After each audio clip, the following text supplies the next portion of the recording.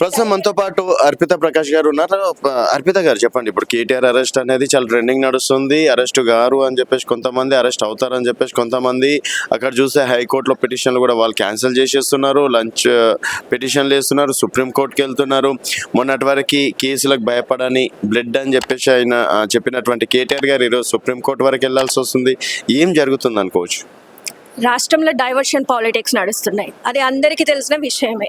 దీంట్లో మాట్లాడుకోవడానికి ఏమీ లేదు. మీరే అన్నారు ట్రెండింగ్లో ఉంది. ట్రెండింగ్లో ఒక న్యూస్ కావాలి రేవంత్ రెడ్డికి, ఆల్వేస్ కొత్తగా ఏదో ఒక న్యూస్ సర్క్యులేట్ అవుతుండాలి. సో దట్ ఆయన చెప్పిన గ్యారంటీలు కానివ్వండి, ఆయన చెప్పిన వాగ్దానాలు కానీ ప్రజలు మర్చిపోయే విధంగా డైవర్షన్కి వెళ్ళిపోవాలి. సో డైవర్షన్ పాలిటిక్స్లో ఆయన చేస్తున్న ట్రెండింగ్ సిద్ధాంతం ఇది, అంతే.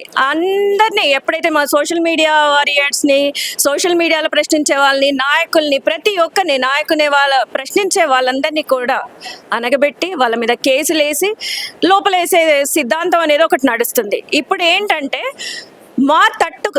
మేము ప్రశ్నించే ధాటిని తట్టుకోలేక మా వాకింగ్ ప్రెసిడెంట్నే ఈరోజు జైల్లో కూర్చోబెడితే అందరం కూడా ఏదో ఇంకా స్తబ్దుగా అయిపోతాము, మాట్లాడము, ప్రశ్నించము అని అనుకుంటున్నారు. కానీ మా పార్టీ వర్కింగ్ ప్రెసిడెంట్ చెప్పిన సిద్ధాంతం ప్రకారంగా అసలు అక్కడ కేసు అనేదే లేని ఒక తుపేల్ కేసుని పట్టుకొచ్చి దాన్ని ఒక కేసుగా చూపిస్తూ ఈరోజు ఏదో ఫార్ములా ఈ రేసు అది ఇది అని చెప్తా. నిజంగా చదువుకున్నోడైతే, జ్ఞానం ఉన్నోడైతే ఆ ఫార్ములా ఈ ఎలా వచ్చింది, దానివల్ల ఈ రాష్ట్రానికి ఎంత ఆదాయం వచ్చింది, దానివల్ల ఈ రాష్ట్రం యొక్క బ్రాండ్ ఎలా అభివృద్ధి చెందింది అనేది ఒకసారి తెలుసుకుంటే బాగుండేది.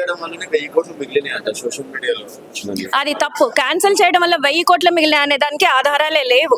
ఆయన చేసి ఉంటే 1000 కోట్లు వచ్చుండేవి ఉల్టాగా. ఎందుకంటే కేసీఆర్ గారి ప్రభుత్వంలో మరి ఫార్ములా ఈ ఫస్ట్ టైం రన్ చేసినప్పుడు 700 కోట్ల ఆదాయం రాష్ట్రానికి వచ్చినప్పుడు నిజంగా ఆయన ఈసారి క్యాన్సిల్ చేయకుండా రన్ చేసి ఉంటే మాత్రం 1000 కోట్ల ఆదాయం తప్పకుండా కాంగ్రెస్ ఇక్కడ మన రాష్ట్రానికి వచ్చిండేది. ఆ రావటం కూడా కేటీఆర్ అరెస్ట్ చేసి రేవంత్ రెడ్డికి వచ్చేది ఏముంటది? ఆయన 5 సంవత్సరాలు సీఎం ఉంటారు కదా, వచ్చేది ఏముంటది? సీఎంగా ఉండాలనంటే తను చెప్పిన మాటలు, మరి చేస్తానన్న వాగ్దానాలు తీర్చాలి. 1 సంవత్సరం అయిపోయింది. ప్రజలు సంవత్సరం వరకు సరే ఆగుదాము అనుకున్నారు, కానీ ఇక్కడ నుంచి ప్రజలు ఆగే పరిస్థితిలో లేరు.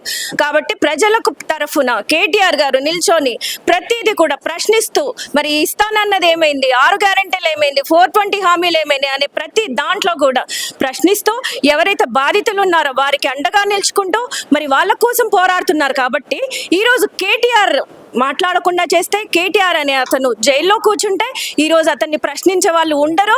ఆయన ఆడిందే ఆట పాడిందే పాట అన్నట్టుగా సాగుతుంది అనేసి రేవంత్ రెడ్డి అనుకుంటున్నారేమో, కానీ కేసీఆర్ గారి సైన్యం మేమంతా కూడా రెడీగా ఉన్నాం, మేము ప్రశ్నిస్తూనే ఉంటాం. ఇప్పుడే మా వర్కింగ్ ప్రెసిడెంట్ గారు చెప్పారు, అది ఏమంటారు, ఒక చిన్న తుపేల్ కేసు, అది అసలు పనికిరాని కేసు. ఈ కేసు గురించి ఆలోచించాల్సిన అవసరం లేదు.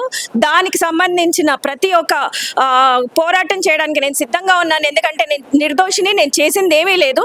అక్కడ నిరాధారమైన కేసు కాబట్టి దీన్ని డైవర్షన్ కోసం రేవంత్ రెడ్డి వాడుతున్నాడు. కాబట్టి ఆ ట్రాప్లో మీరు పడకండి. ఏదైతే ఆయన చెప్పిందో దానికి సంబంధించి మీరు పోరాడండి అని మాకు ఇన్స్ట్రక్షన్స్ ఇవ్వండి. ఒకవేళ కేటీఆర్ గారు అరెస్ట్ అయ్యారనుకోండి, నెక్స్ట్ సీఎం అనుకోవచ్చు? అరెస్ట్ అయినా అవ్వకపోయినా నెక్స్ట్ వచ్చేది బీఆర్ఎస్ పార్టీయే మా సీఎం అయ్యేది. మరి కేసీఆర్ గారు తలుచుకుంటే మరి మా కేటీఆర్ తప్పకుండా అవుతారు. Thank you. అలా ఏమి లేదు, జైలుకి వెళ్ళిన వాళ్ళే అవ్వాలి అని అంటే ఇప్పుడు చూడండి, జైలుకి వెళ్ళి వచ్చిన రేవంత్ రెడ్డి సీఎం అవుతే ఏమైంది? ఆయన జైల్లో ఉన్న తన సహచరుని తీసుకొచ్చి పక్కన పిఆర్గా పెట్టుకుందాము, పిఆర్ఓగా పెట్టుకుందాం అని తీసుకొచ్చుకొని రిలీజ్ చేసుకొని తెచ్చుకున్నాడు.